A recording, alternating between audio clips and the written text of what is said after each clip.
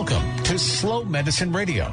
Our host is integrative medicine Dr. Michael Finkelstein. Michael offers medical advice from a holistic paradigm, including both medical and metaphysical philosophies from the full spectrum of human experience. Slow Medicine Radio offers fresh ideas on how to attain a state of wellness that seems distant given the limitations of today's medical paradigm. It introduces you to thought leaders who connect the dots between theory and practice, examining health from a broad perspective with regards to medical diagnoses, conventional and alternative therapies, healthcare policy, and related topics that warrant further thought and discussion. Slow Medicine Radio does not prescribe to take this or do that.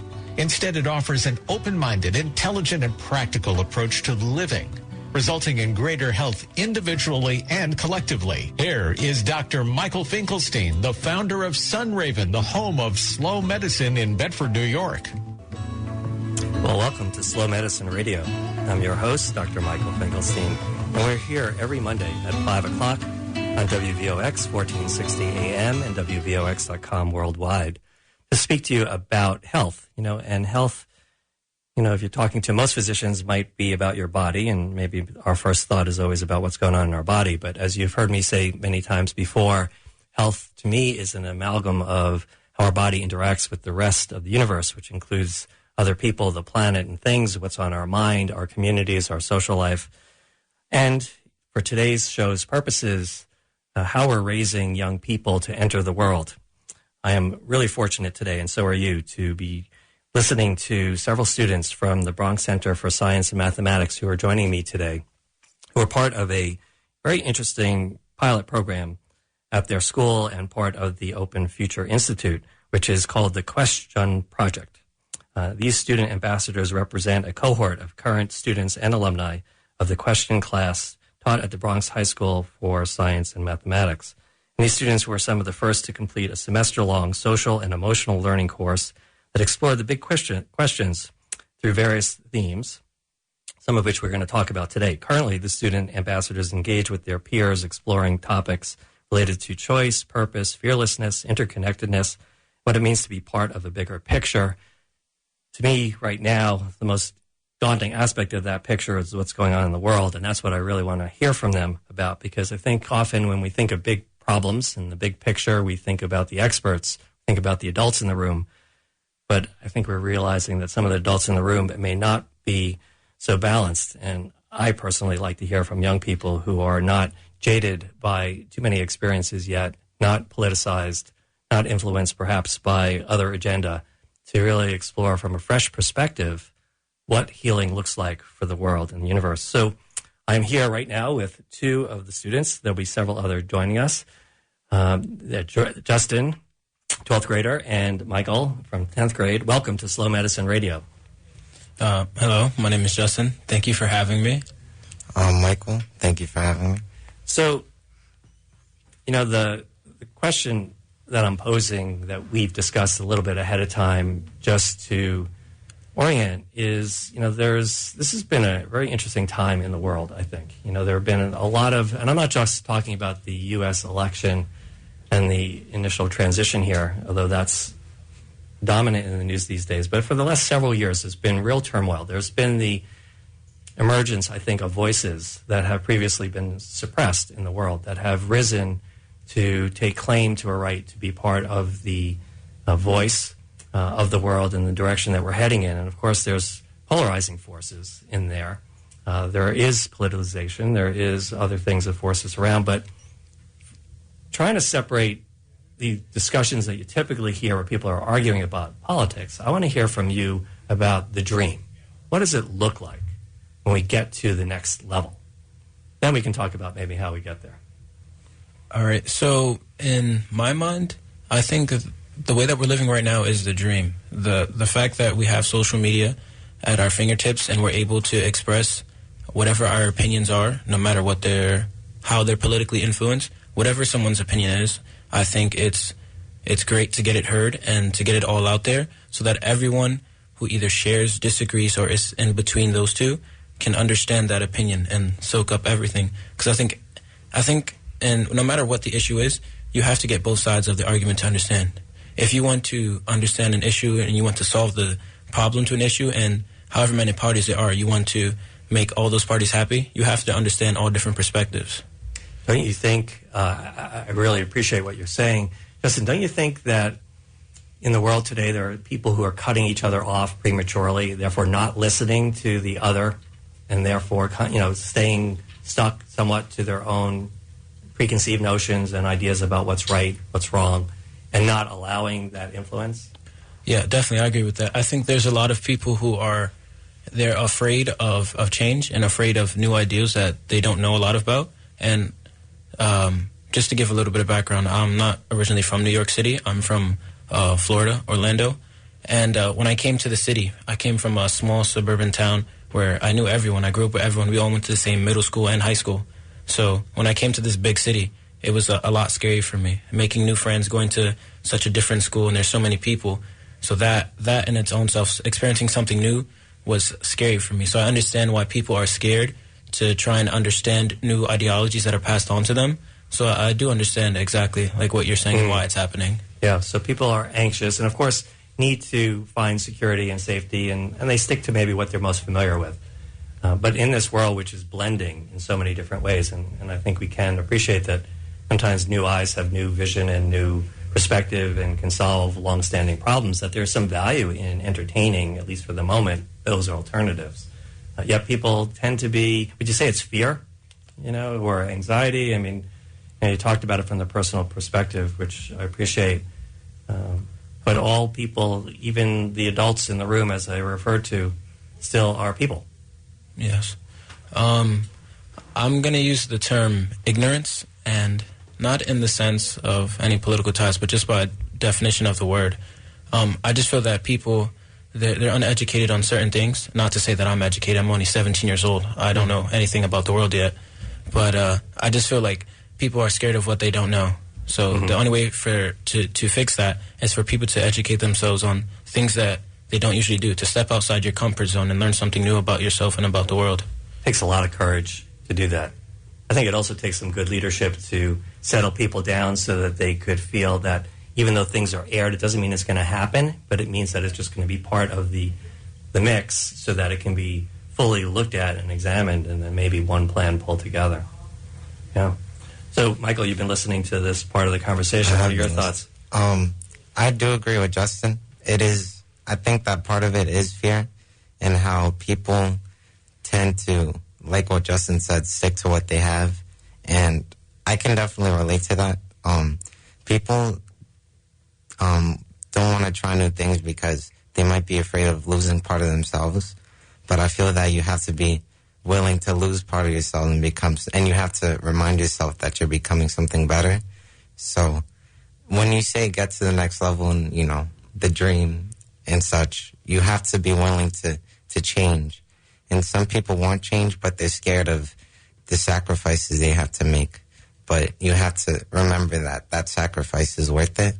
And fear is kind of just an illusion because that sacrifice is only replaced with something better. Yeah. So when you hear me say and other people say, oh, what's the dream? What's the dream would look like for our world? Given where we are now, not necessarily yet getting into the conversation about how we get there, but what's your vision for what it might be for, let's say, your children when they're, 16 or 17 years old? How is it going to be different? What's it going to look like if we actually figure this out? What will that look like? When we figure this out, I'm sure that people will definitely open up to each other and be more open-minded, because I feel that the way we are now, the way people think that things aren't working out is because they're just not willing to look into that other perspective. So the dream to me, my vision is when people want to know something else and they want to investigate something else that they're not used to. And when you realize that, hey, something that's different from what I'm used to is good and I'm fine with it, then everything will be fine. When you realize and when you accept that there are differences in the world and you become open to them, then everyone will live in peace. Yeah. Now, Justin mentioned social media as being one of the things that are currently available now that is helpful. How do you view social media? I view social media as helpful, but I do see the drawbacks of social media. But I think that even though it gives people the opportunity to socialize, a drawback could be, cyberbullying and things like that, because people can be discouraged to do things online and to socialize online because of what people view them online. And pretty much online, you make a face for yourself, you make a mask, and sometimes that could be a good thing or a bad thing. But overall, I see it as something, I see it as a tool to build something or destroy something. So the beginning conversation is really getting very interesting. I know that some of your friends have arrived. They took a fairly lengthy journey to get from your school up to New Rochelle here where the studio is. So we'll take a pause now. I think it's a good moment for a pause. You're listening to students from the Bronx High School for Science and Mathematics who are in their own right, on their own, without me, exploring the nature of life and existence, some very big questions that they realize is they don't have to wait until they graduate to start addressing. And in fact, I'm very grateful about that, because I think this is what the future might sound like. And for me right now, I feel quite refreshed. I hope you do too. So stay with us, and we'll be back in a minute. You're listening to Slow Medicine Radio. You can find out more about the show and the work of Dr. Michael Finkelstein by visiting his website, slowmedicinedoctor.com. Slow Medicine Radio is sponsored by the Slow Medicine Foundation, dedicated to providing community-centered, experiential, and reflective learning for individuals, families, and groups, offering educational programs, events, and resources, as well as insightful health evaluations with customized medical guidance. Dr. Finkelstein works with his wife, Robin Queen Finkelstein, at their farm, Sunraven, in Bedford, New York. And they invite you to visit and take advantage of this unique resource, including men's and women's groups and couples programs. If you think about it, much of what we experience when we don't feel well is a result of the fast world and how it affects us. Therefore, if fast is the disease, then slow is the medicine. Visit Sunraven, the home of slow medicine in Bedford, New York. Go to slowmedicinedoctor.com or call 914-218-3113. And thank you for tuning in Mondays at 5 p.m. right here on 1460 WVOX. You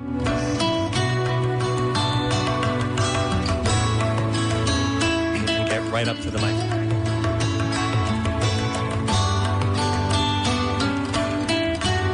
Well, welcome back to Slow Medicine Radio. I'm your host, Dr. Michael Finkelstein, and I'm joined now with a full cadre of students from the Bronx Center for Science and Mathematics who are exploring this question of life and health and meaning.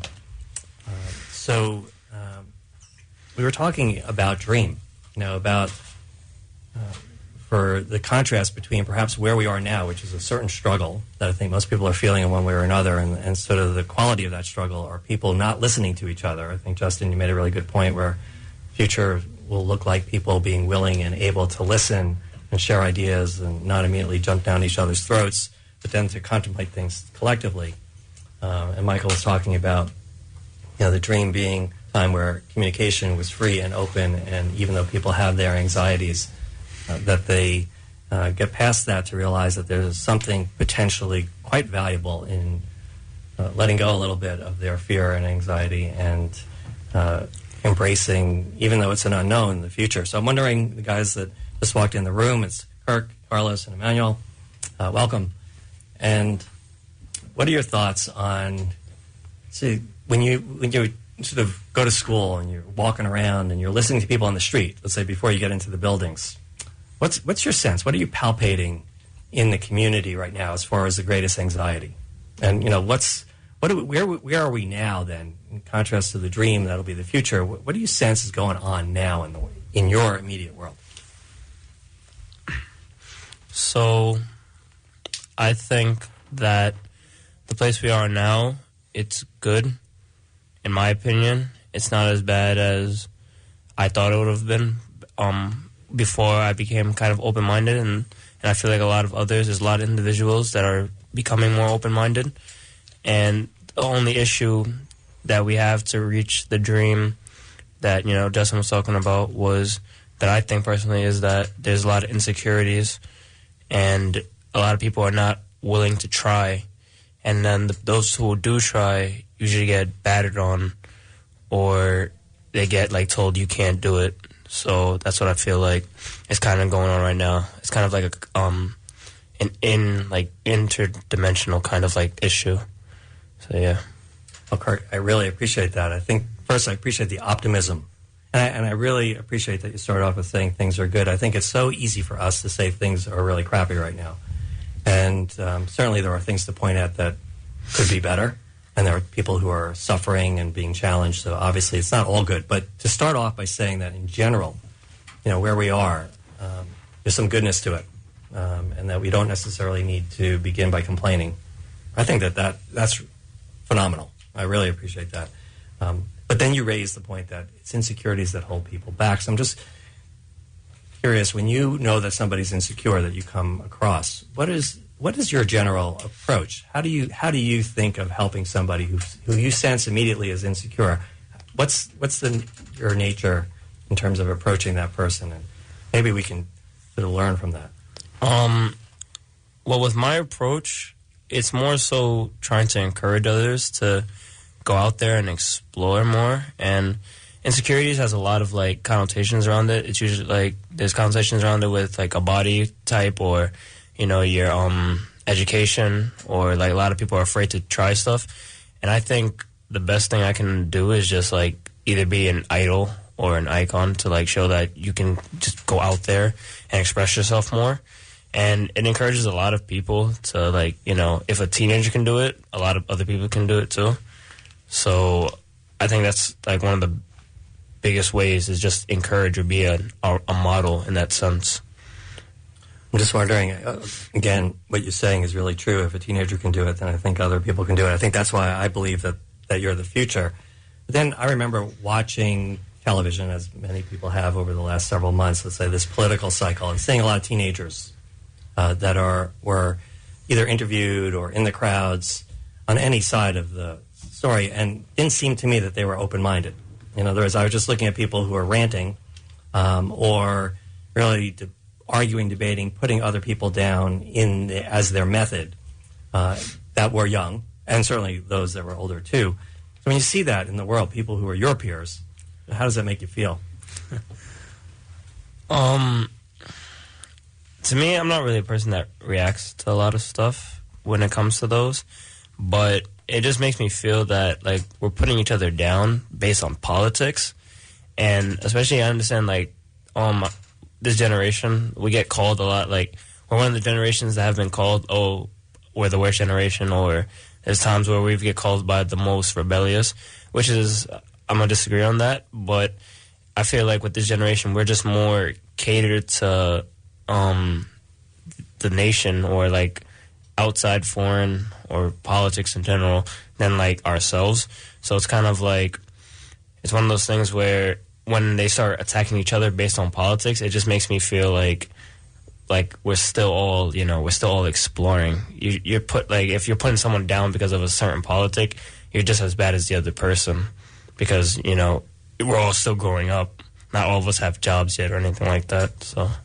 Yeah, I think that's also pretty wise. When people are in their attempt to make a case for their own point of view, demeaning others who are trying to make a case for their point of view, that in essence isn't taking the high road and weakening the position, I think, because in essence what we really want to be is just good people. And we want to share good people, manners, and skills. That's when I think we can have this open conversation. Carlos Emmanuel, what are your thoughts on some of this that we're talking about? I completely agree with Kirk in that our society does have some good, but also want to say that we have potential for greatness. And I think that one of our main problems is being subjective to change and differences.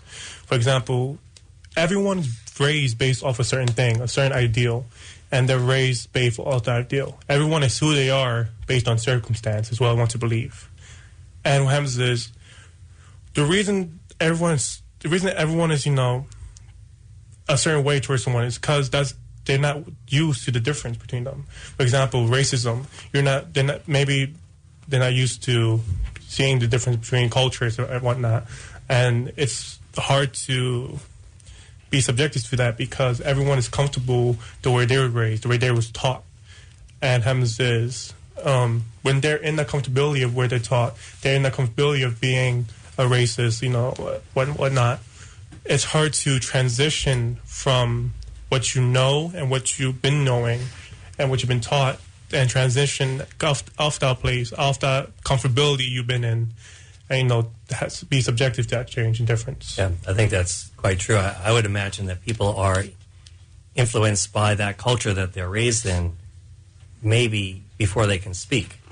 That there are certain rules of engagement. There's roles that young children are witnessing in their families or in their immediate communities that they sense, this is what a boy does, this is what a girl does, this is what a man does, this is what a woman does, this is what old people do, this is what young people do. And, before a child can speak, they're already indoctrinated in many respects. So this is why I do believe it's a cultural phenomena and a little bit of a challenge, because there are individual cultures of families, and then there's the collective culture, which is a combination of a lot of other things. And it leads, I think, people to be xenophobic, when you get to the question of insecurity, protecting their own. Of course, that's actually quite important, and it's a relevant process, but it leads people sometimes to feel afraid, and the further they go along in their lives, I think wind up getting more insular, meaning more resistant to learning about other people, as opposed to the curiosity. You guys have, each of you in one way or other, have talked about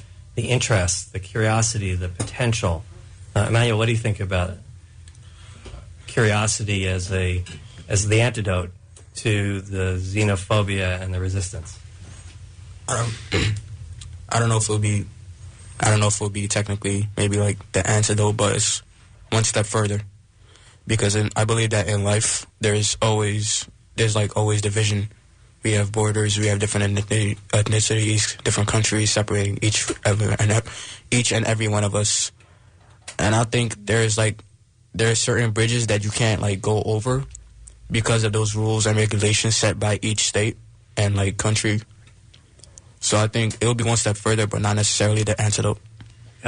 You use the metaphor, but also the literal structures that separate people, bridges, walls, barriers of some sort. But, when some people say, I love traveling, and that's a common thing that people like to do, where they move from wherever they are familiar, and then they go out, and because it's somewhat entertaining. It's like going to a movie. You're witnessing something that, you didn't create, somebody else did, and you get to enjoy it. Art, music, same. So travel is one of those things where we actually physically now move to other places, and fortunately in the world, a lot of us have access in a way to moving around. But there are still some barriers. And those barriers, what you said, I heard you say, it would be nice if they were not quite as rigid in some ways, that facilitated people moving around and exploring a little bit more. And that certainly is a topic that has come up quite a bit. Yeah, Justin? When Emmanuel was talking about barriers, the thing that came into my head was a mental barrier. And I think that is the largest thing that humans as a whole have to come together to fix. Because as Emmanuel said, we are already so divided in many ways. People are divided by social class, and they're divided by race, and divided by country, language, all these things. And I feel that once you break through the mindset that because someone is different than me, I have to treat them differently, not whether you do it intentionally or unintentionally. I think that once people break through that barrier, then that's the time where this ideal future that we're looking to will come into effect. And just to go back to what Charles was saying, he was talking about racism. And I don't want to say necessarily the problem is racism, but the problem is people being prejudiced. And the way that you're raised, no matter what culture you're raised in, there's prejudice everywhere. And not to say that prejudice is a bad or good thing, because everything in the world happens for a reason. But like Emmanuel said, once people break those barriers and bridge those gaps and they walk over to the other side and they realize that, everything is not what you know. It's based on your perspective. Last year in my Global 10 class, 2 years ago, my Global 10 class, we were talking about ISIS and America, and how in America, they're Darth Vader, right, to us. But to the people in those countries in the Middle East, we are Darth Vader. Mm-hmm. And so it's all about perspective in life. Yeah, and that's probably very hard for most people who are listening here in this country of relative comfort to accept that somehow we're the ugly, evil empire. But to a foreign culture, we are different. And those differences are often, as you said, part of human nature and not necessarily good or bad. Just the first part of listening is to understand that that's part of human nature. I also like what you said, though, about barriers, about a lot of the barriers being mental. When I speak about health in other conversations, particularly when it comes to somebody's physical health, I often say that, your body is an important thing, obviously, and will clue you into how you're feeling. But that word feeling is an important one because it's how you feel about what's going on in your body that really determines how you feel. So, if you have a cavity in your tooth, but it doesn't hurt you, you don't know you have a cavity. You don't really have much feelings about it. But when it's really sore, you know you have a cavity. And so if your mind isn't locked into it, isn't aware of it, sort of doesn't exist. And barriers are like that. So barriers either really exist physically, they're barriers, or we think they exist. Thinking is enough. And that sometimes is the issue. And part of what I'm wondering about is how do we get people, because I think what you're saying makes so much sense. I think actually most people would probably agree with it, but how do we get people who are so locked into their own belief system that they don't really want to acknowledge that other people have other belief systems? When it comes to helping them trying to break out their own skin and just going out there, it's helping them explore or just giving them some sort of knowledge on the other side. And I think a lot of people, just like what Justin said earlier about the Darth Vader reference with how the Middle Eastern sees us or how we see them, it's like there's always this constant battle between good and evil. And I think that's what a lot of people keep thinking, that those are the only two things that, it's good versus evil all the time. And there's no in between. So I feel like for some of us that are more open-minded, we're in the between section. Mm-hmm. Or we may be on the, good section, I guess. But we can at least understanding. I think the biggest thing for them to help them look at the other side is just the understanding of it all. If you can understand another person's perspective and just mentally break it down, that's I think a step in maturity and also a step in just bringing us together, because you don't have to attack the person if you understand them. Yeah, well, those are some more wise words. Carlos? What I believe is that, like I said earlier, everyone's who they are based on circumstance. So what do? You change the circumstance. For example, me, I was raised in my mom, she used to be a very stereotypical, Asian mother. I used to, every time there was a African American person around, she be careful, you never know what they're going to do. I'm like, Mom, 21st century. Mm-hmm. But also what I experienced through life. For example, my best friend, he's my best friend Brandon, he's Guyanese. My other best friend, he's Puerto Rican. My other best friend's Dominican. And we hang out with each other all the time. But when a religious holiday come up, we also celebrate that together. For example, last week was a puja for my best friend, where he had to go no meat. And I did the same thing. I didn't eat meat with him. We ate cheese all day and pizza. So bad. But yeah, it was it was nice though. And then when my other friends have religious event, we go to theirs. They go to mine for Chinese New Year just came up, and they want me to my aunt to celebrate. And what's beautiful, what I found beautiful is that I saw each and every one of our different cultures and religion, and instead of finding the differences, we found similarities. For example, my friend, he's Hindu, and my family is mainly Buddhist, and we found similarities such as they believe in moksha, we believe in nirvana, which is literally the exact same thing. We believe in achieving that through peace and tranquility. And it's nice to think about there's similarities to that. My other friends who are Christians, we see heaven. What you gotta do to get to heaven? What is heaven known as? Heaven is known as a place where no desire is happiness. It's literally the exact same thing as nirvana or moksha, and that's literally it shows that there is minimum difference between us as humans. What we desire in the end goal is all around similar. All we desire as humans is happiness, no desires, no space for that. Other emotions. Yeah, it seems that the the drive for all of us is to find peace and tranquility, safety, security, be able to feed our family, live in freedom and safety, and then maybe be comfortable enough to explore with interest other people in the way they do it. Yet we live in this world where there's competition, where there's these challenges, where resources are sort of sequestered by certain individuals, making it harder for others to access. It seems that we've gotten off track from where we might be. Michael, you sort of had your hand raised. What are you thinking? To answer your question about making people realize and making people explore, like Kirk said, and also it connects to what Charles said. Charles, when you describe all your friends and how you know all of them and their different backgrounds, I think when we make people realize that something different from what they're used to is okay, you give them the opportunity to get to know someone and to sort of bond with someone that is different from you. So most of you have friends that are different from you, and you know them not through, curiosity, not because, let me go and talk to them. You're just put in a situation where you have to communicate with them. And I think when we give people the opportunity to connect with each other, then you realize that you have the same goal, like what Charles said, when, you both want happiness and you're both trying to get the same thing. And you realize that through circumstances, and you realize that through a situation that you thought you would never be in, but you're in that situation. To connect to this, I can relate by describing a lot of programs that I've been in, because the only reason I know a lot of people from different backgrounds is from those programs.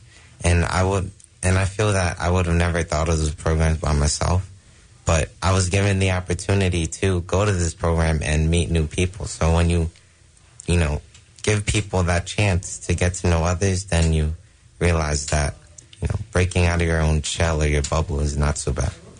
Yeah, I think people do benefit from incidental meeting with other people who are a little different than they are in a way that's sort of safe and structured, so there's no competition. If there's no violence associated with that, it's really just sort of a common interest that's shared, and then those differences really wash away. They almost aren't relevant. What appears is sort of what Carlos said is the common themes of people and the shared humanity, which obviously when you then see what you have in common is really uplifting. I'm wondering if that explains why in cities in particular, where we're living, more or less, where there tends to be a little bit more of a mix of populations from different cultural backgrounds, and over many, many years, there is a natural recognition of the differences as neutral. It's just the way it is. Whereas in, let's say, maybe more suburban, rural areas where populations are pretty, uniform in some ways, there's less of that mix that's incidental, as you're referring to, and leads people to sort of say, I'm this way, this is the best way, and everyone else who looks a little different, behaves a little different, is a foreigner, not crazy about them, not going to let them into this town type of thing. And so I'm wondering if that's what goes on. Emmanuel, you also had something on your mind. Yeah, I wanted to say that I think Michael kind of clicked on this too, that the best way to breach that gap or to see the perspective of the other side is to have a friend. And we're all lucky to experience that feeling of having a friend, because we all go to school. It forces us to communicate, like you said.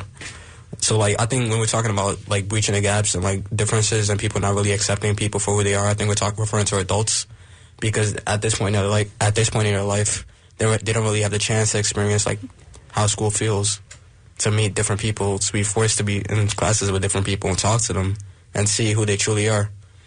So I think if it wasn't for school, I don't think any of us would be thinking like this, to be such open-minded. Yeah. And do you think your school, because your school is sort of unique in a lot of ways, do you think it's a unique environment, or you think this is pretty typical of, let's say, other friends you have who live in the New York City area? What would you say about that? I think that our school is very unique because of exactly where we are.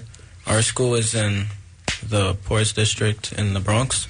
And, a lot of people, when they think poverty, they don't think of, they either think that people achieve nothing or they achieve great things, right? there's this misconception that the people who are the best are the people who came from the worst. And I totally disagree with that. I think it's the people who have the best mindset based on their circumstances. And when you enter our school, there's no there's no food chain in our school. There's no you're here, someone's at the top and someone's at the bottom. And I think that's due to like our school uniform. So like in our appearance, everybody looks the same. So the only way you can judge someone is based on their mind. Because if you can't see the things such as clothing that signify wealth, then the only wealth you can judge them by is the level of wealth that's in their mind. And that's what I wanted to say, that, you know, the way that we influence this change is like Emmanuel said, we go to school mentally again. And we see that every stranger we see, we look at them as a new kid in our school, and we're also a new kid, and we're looking for friends. And the more people that you connect with and try to become friends with, the better wealth you gain in your mind. Like Charles was saying, all of his friends come from different backgrounds, and they come together to experience their cultures with each other so they can all educate each other. And I feel like that's the key right there. And the one thing that I do think a lot of Americans don't do is like meditation and things like that. It may sound cliche, but I do feel that is one way to open up your mind, because when you are meditating or reflecting, you're coming down to your deepest level of consciousness, and you're thinking about the most adolescent things that you can, the most things that just come to your mind naturally. Like I always say that adults and the elderly have the best idea. Not adults, children and the elderly have the best ideas because they no longer have influence. It's what they have experienced. So like my younger sister, she says she just turned 7 years old, right? And she watches a lot of Disney Channel, and she usually asks me like, how come their families are so perfect, right?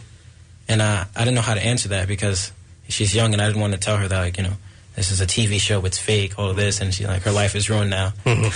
But I just felt like, you know, the more you look at these things, like the more you experience them, the better your mind is. Because once you realize that, you know, life is not perfect, people are not perfect, there is no one who is a perfect person.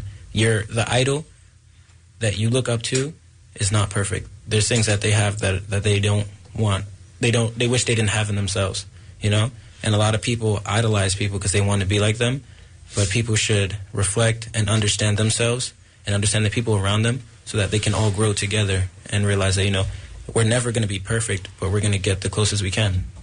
Yeah. I think that's some great commentary on what it takes to be a healthy, whole, open person, and your notion of meditation really fits into the slow medicine concept that I talk a lot about. You know, people often identify problems in their life. Think, oh, the problem must have an obvious solution. Like if you have a flat tire, I mean, there's an obvious solution, you know, to fix the tire. But the biology of life and the structure of our mind-body in particular is so complex. There isn't simple solutions to one ailment that we might identify as the problem. So to me, although sometimes it's not wrong entirely to look for solutions to problems, but the other approach altogether is just to settle down. Just go to the common lowest denominator, to get into your consciousness, to get out of the body, let your mind totally unravel and relax. This is what young children do naturally. This is what older people who've lived through it and have already done all that work realize it's not worth pushing all the time. And to settle down. And the experience provides a great openness and great relief without it being specifically the solution to an individual problem. It's great wisdom. The question I want to jump to, though, and this is actually a tough question. So you all basically, in my mind, have the answer. You have what it will take for us to get from here to there, what it would look like. But then you know all around, even in the city, even in other schools in New York that have a lot of the same setup that you do in terms of mix and opportunity, etc. There's still so many people walking around that are closed-minded. There's so many people walking around that are very resistant to some of these notions, including just simply sitting down and meditating. It doesn't even have to be a religious approach. It could be just sort of a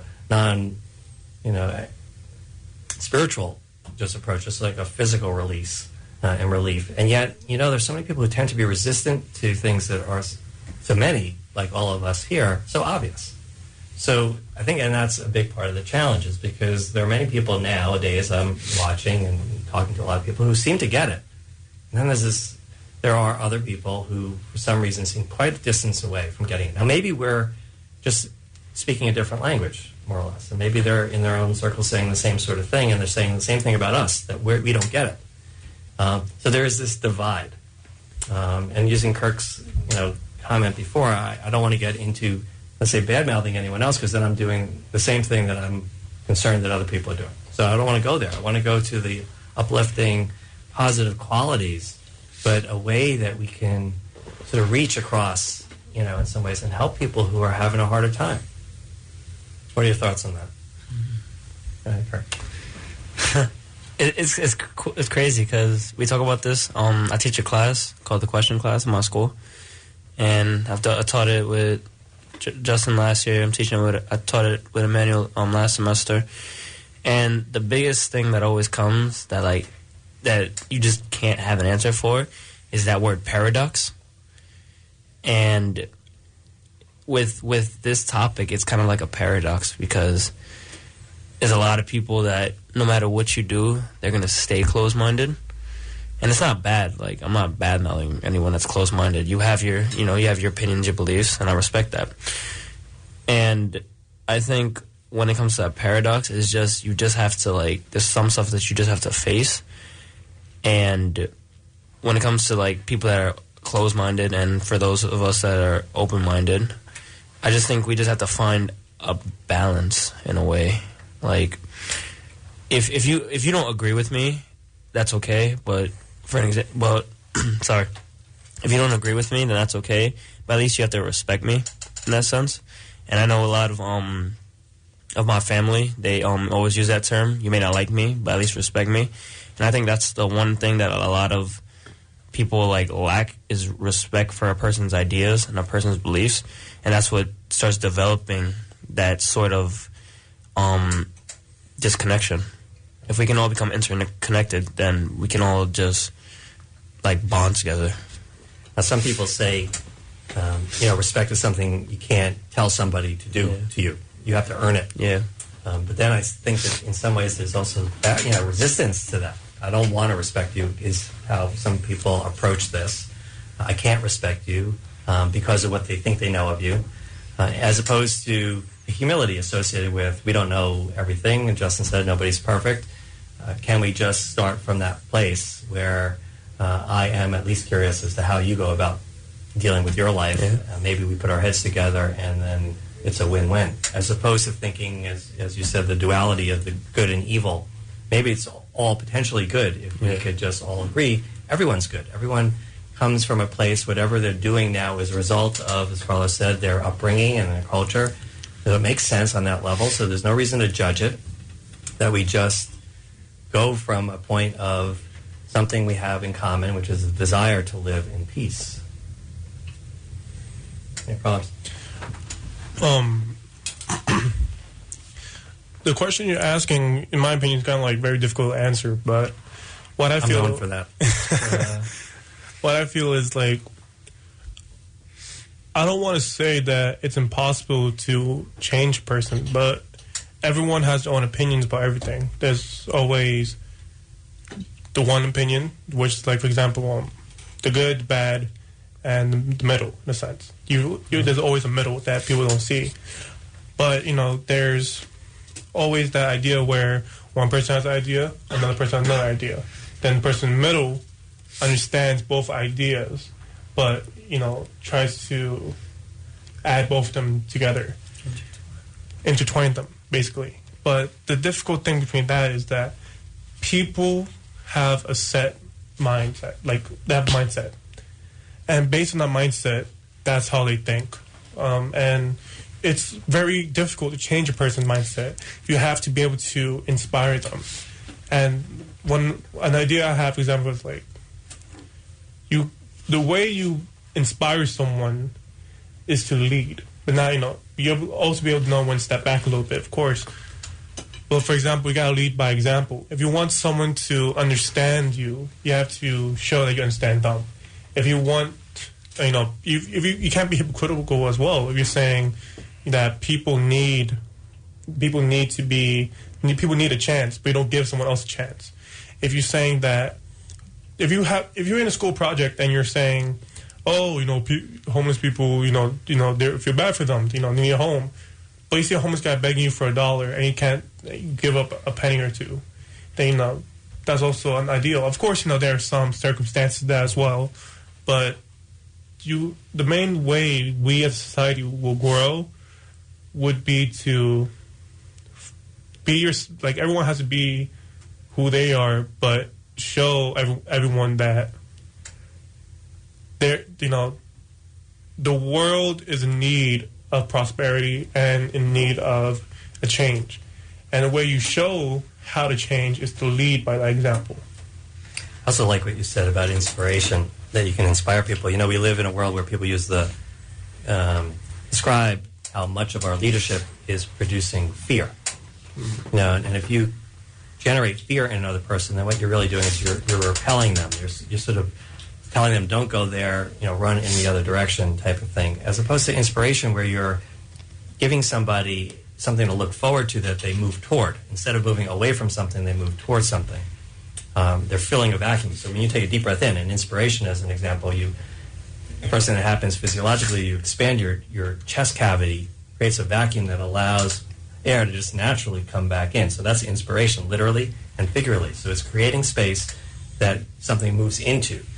It's an invitation as opposed to fear. So, yeah, I think, one way of dealing with all of this perhaps is just to keep inviting those people who may not feel ready yet to meet in the middle, to have that conversation, is just to keep inviting them. Yeah. I think another idea that I was just thinking about in my head is questioning. Question. I'm not going to say question everything. Because just we're still on the kind of topic of good and evil. Question, why is this? Why do you think this is evil? Or why do you think this is good? And I feel like that helps you. When you question it, it helps you, gain an answer. Because, for example, if you're having an argument with somebody, right? I don't think, and you're both heated, if you could take a step and just ask them why, I think that, for example, blah, blah, oh, why don't you like me? And then be like, oh, just because I don't. Right? That's not the person's answer. That's just such an ignorant answer. And I get that those answers come up a lot, and I just feel like it helps the other person that just said that, just kind of think and back oh, why don't I really like you? And I feel like if you just question and you just keep on questioning, it can eventually just bring up an answer. So I feel like the more you question, the more knowledgeable and more answers spread out, because there's not only one answer, I think, to the question that you asked earlier. I think there's more than one, and it's just in different sectors. Yeah, I think that's true. I think the idea is question without judgment. Yeah, you can question somebody with an attitude and immediately put them on the defensive. But if it's an open-minded question, open-ended question, really reflecting your curiosity as to how somebody would answer it, then you're inviting. Again, that goes back to the invitation. Justin?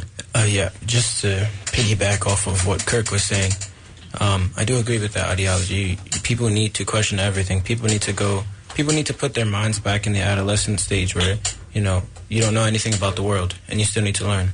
Because no matter how old you are and how many places you have gone, it's impossible for you to see everything in your whole life. So you can never understand everything, which is why, what I was saying earlier, you have to try and understand both perspectives to get a little political in a sense, right? So radical Trump supporters don't like radical Bernie Sanders supporters, and it's the same way back and forth, right? Some people are really left wing, some people are really right wing, and I think that like Kirk was saying, they need to take a step back and say, well, why am I left wing? Why am I right wing? Why am I even a wing in the first place? Take that step back and try to understand someone else. Why do I have this ideology? Well, you know why you have it. You were raised that way. And, you don't get to choose how you're raised. They tell you how to be raised, and they tell you what to think until you are at that age where you think for yourself. And now that a lot of people are at the age where they're thinking for themselves, you need to go back and question everything you were raised with. Why did my parents teach me this, Or why did my guardians teach me this? What did they go through that they experienced this, And how does their experience relate to mine? because, every parent is a different generation, And just to give like an example of my life, my grandmother, she came from Puerto Rico by herself when she was 17, and now she has a college degree, and she has a couple children, and they're all doing well, and she's teaching us all to do good things. And, she got very happy with me because I just got my first college acceptance, and I got a full ride. So she's proud of me for that. But I asked her, like, why are you proud of me because I got accepted to college? What if I don't want to go to college? What if I feel like my life is something different? What if I feel like my life is me traveling the world and doing community service for my life, And when I said that, she looked at me funny and she said, well, don't you want to make money in life? Don't you want to be happy?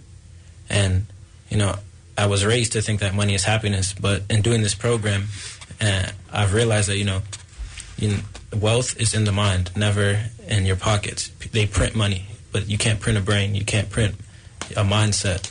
So I feel that's the way to go back to our first question, like how to achieve the dream. That's the way to do it. You have to get your mindset right. And, I might not even have a right mindset. To some people listening, I might sound very radical, and I might sound very ignorant because I'm only a child. There's always this dark side, good and bad. And like Kirk said, we are stuck in good and bad. I feel that everyone is good. Every opinion is good. Everything about the way the earth is good.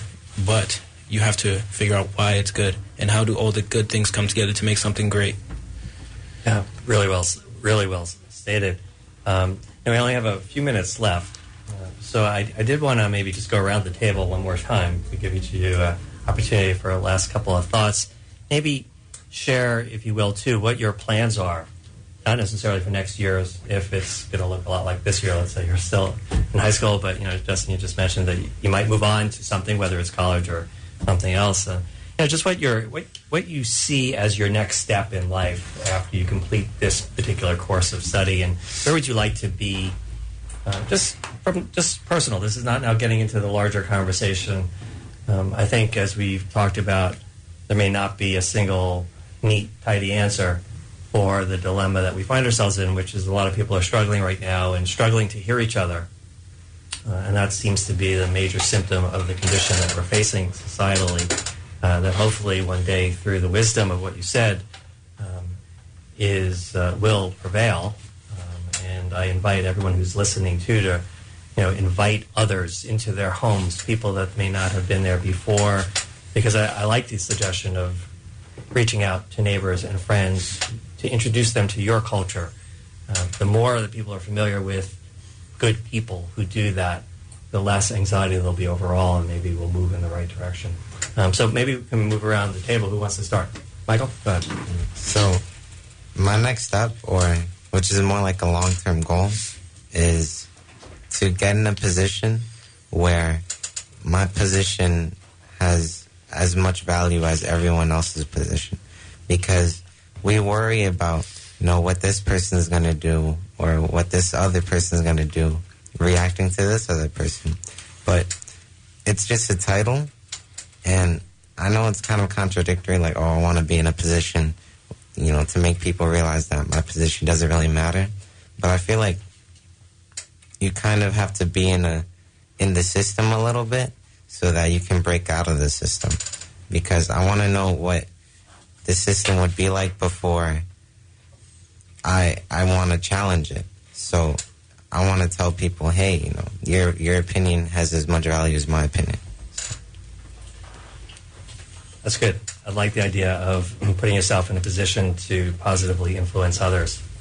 Go ahead, Emmanuel. You're on. I know that we're supposed to be talking about, like, what do we want to do in the future, like, what do we want to pursue, how do we want to, like, create a change within others. But I just want to backtrack a little bit. I'm different. Oh, actually, no, it sounds pretentious. I'm different. I tend to, like, look inside myself to find an answer rather than looking at everybody else and pointing at everybody else. So what I would like to say is, do we truly, like, what is respect? Do we truly respect each other, or do we just tolerate each other? Great. That's a great respect or tolerance. Carlos. My future, my dilemma is that I had a set goal. I want to be a cop. If that failed, join the Army, try again. But one of my biggest inspiration is Josh Mesnick and how he's going to Hollywood to pursue his dream. And I was thinking like, what's my real dream? Because I love poetry, I love taking pictures. I have a camera on me, and my goal is like to choose between what I wanted to do or what I really want to do, my dream, or what I set for myself. It's an important question, reflecting on what you really want to do. Kirk? Well, me, it used to be just like Charlos, but now my mindset is more artistic and spiritual, and I just want to make music, rap music, and just spread my knowledge and the stuff we talk about into a form of art, and that's about it. Yeah, similar to Kirk is more artistic. Me and Kirk have started writing more poetry with the help of Charlos and Emmanuel, and I feel that, it's time for us. I continue.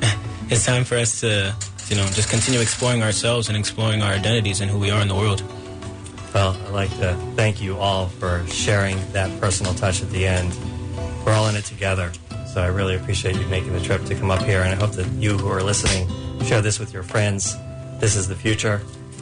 Next week, speaking of future, we'll be here again, of course, and we can carry on this conversation with you in the audience. Until then, I wish you all well. Take a look at slowmedicine.org for our upcoming programs, and just find peace in your own hearts. Maybe invite a stranger into your home, and we'll continue. Take care.